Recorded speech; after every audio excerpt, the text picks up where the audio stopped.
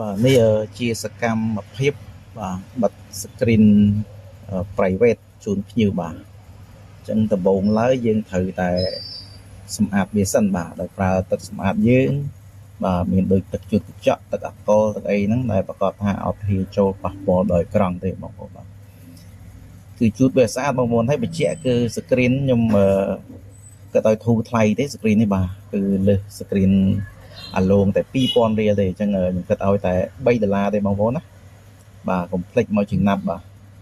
គិតឲ្យតែ$3ទេ screen private បងប្អូនមានគ្រប់ស៊េរីទាំងអស់មិនថា Oppo អីទេយើងកាត់បានទៀតបាទผมតែគាត់ថា Oppo យើងប្រើ gel private បាទ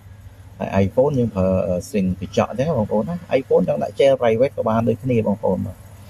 បាទអញ្ចឹងបន្ទាប់ពីយើងជូតស្អាតហើយយើងយក screen យើងមកបាទយើងមើលវា private អត់ថា private បាទចឹងយើងត្រូវតែចាត់ចង់ជូតប្រកបថាស្អាតបាទយើងមានដង្ហើបាញ់ដីបើដីដាក់ពីគៀនហ្នឹងបងប្អូនខ្ញុំអត់ថតទៅនៅគៀនដៃខ្ញុំហ្នឹងខាងណាក៏មានដង្ហើបងប្អូនបាទបាញ់ចេញមួយនឹងបឺតមួយបាទដើម្បីប្រកបថាគឺស្អាតតែម្ដងមិនបាច់យកស្គុតយកទៅធ្លាប់រុញពីបេតុងទេបងប្អូនបាទហើយប្រើដង្ហើបឺតដីនិងបាញ់ដីតែម្ដងបាទ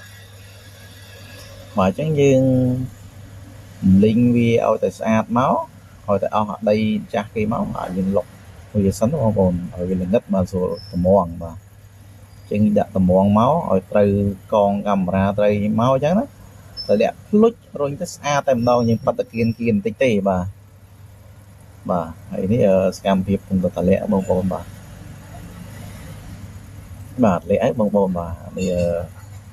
ស៊ីមកបាទដែលដូចយើងវិបន្តិចបងប្អូនបាទមើលបាទវិបន្តិច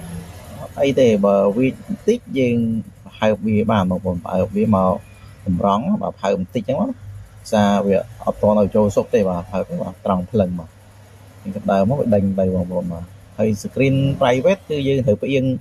អៀងមើលបានឃើញមានខ្យល់អត់គឺខ្ញុំលើកទូរស័ព្ទផ្អៀងមើលបងប្អូនបើកាលណាយើងអត់ផ្អៀងមើលទេមើលពីលើអត់ដឹងថាវាមានខ្យល់ទេផ្អៀងហើយយើងរុញស្អាតភ្លឹងបាទស្អាតភ្លឹងហើយយើងយកទឹកជូតកញ្ចក់ទឹកអាល់កុលអីហ្នឹងគឺជូតវាឲ្យស្អាតឲ្យឡូង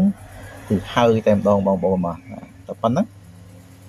លុយសុទ្ធបងប្អូនបាទហុចឲ្យគេវាយបាទហើយបាទមើលមក private អត់បាទ private ហើយបាទជូតឲ្យបន្តិចទៀតជុំវិញបន្តិចទៀតបាទថាឃើញដីមកគ្របក៏ត្រូវតែជូតចេញដែរគាត់តែហុចទៅគឺស្អាតតែម្ដងបាទស្អាតហើយនេះផ្អៀងបន្តិចបាទហុចឲ្យភ្ញៀវបាទយកលុយល្ងាចឡើងដាក់មកយួរទៀតបាទអាប់ឲ្យភ្ញៀវ8000រៀលបាទលុយសុទ្ធងាកឡើងថែមបានប៉ុណ្ណឹងយួរ